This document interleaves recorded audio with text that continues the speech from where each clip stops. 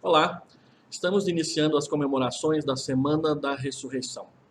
Há duas ponderações a fazer sobre essa questão que eu gostaria de dizer aos irmãos. Primeiro, embora a fé reformada não considere um dia mais santo que outro, a não ser a guarda do domingo, o dia do Senhor, crê ser útil para o fortalecimento da nossa fé refletirmos sobre os acontecimentos importantes da história da redenção, especificamente sobre os acontecimentos da última semana de Cristo em Jerusalém. E a segunda ponderação, o domingo da ressurreição é a data mais importante do calendário cristão, porque Cristo morreu pelos nossos pecados e ressuscitou para a nossa justificação, diz Paulo em Romanos 4, 25. E Paulo continua dizendo em 1 Coríntios 15, 17, e se Cristo não ressuscitou, é vã a nossa fé e permanecemos em nossos pecados. De modo que a ressurreição do nosso Senhor e Salvador é o ponto alto da vida cristã. Comemorar a ressurreição do Salvador é algo fundamental para quem desposa e proclama a fé cristã. Quero convidá-lo a caminhar conosco e com Jesus Cristo, refletindo nos eventos dessa última semana de Jesus Cristo em Jerusalém. No primeiro dia da semana, conhecido como Domingo de Ramos, Cristo entrou em Jerusalém montado em um jumentinho e foi aclamado como filho de Davi.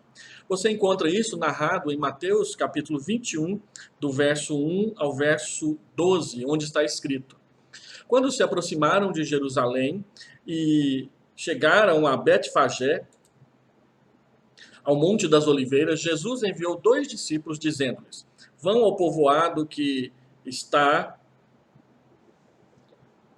adiante de vocês, logo encontrarão uma jumenta amarrada com um jumentinho ao lado. Desamarre-nos e tragam-nos para mim. Se alguém lhes perguntar algo, digam-lhe que o Senhor precisa deles e logo os enviará de volta. Isso aconteceu para que se cumprisse o que fora dito pelo profeta. Digam à cidade de Sião, eis que o seu rei vem a você, humilde montado no jumentinho, cria de jumenta. Os discípulos foram e fizeram o que Jesus tinha ordenado. Trouxeram a jumenta e o jumentinho, colocaram sobre eles os seus mantos e sobre estes Jesus montou.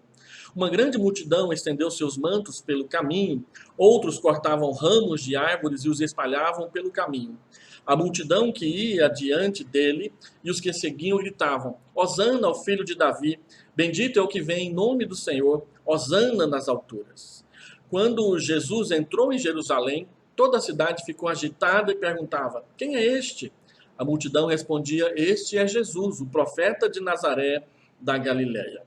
Jesus entrou no templo e expulsou todos os que ali estavam comprando e vendendo. Derrubou as mesas dos cambistas e as cadeiras dos que vendiam pombas e lhes disse: Está escrito, a minha casa será chamada casa de oração, mas vocês estão fazendo dela um covil de salteadores. Observe que nesse dia, então, acontece que o povo judeu esperava que o Messias prometido do Antigo Testamento viesse libertar Israel do poder político do Império Romano.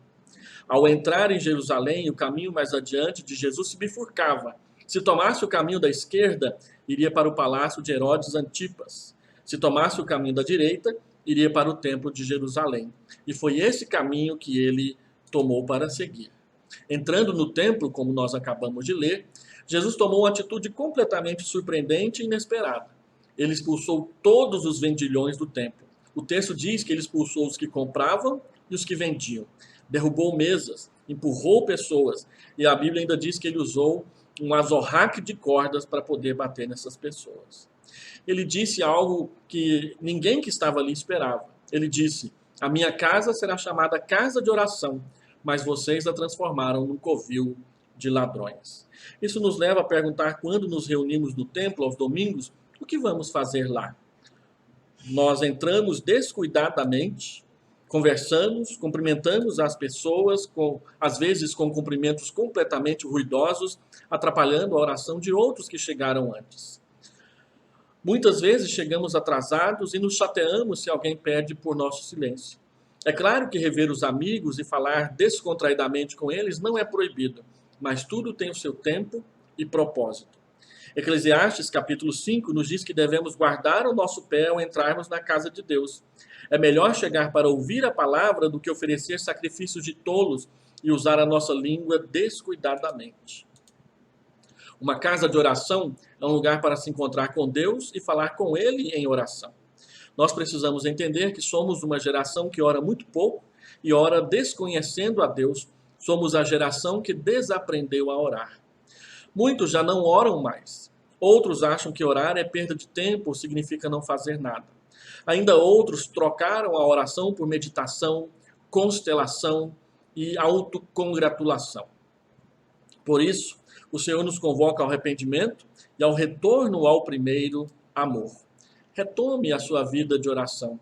Reaprenda a orar e faça da nossa igreja uma casa de oração. Deus te abençoe.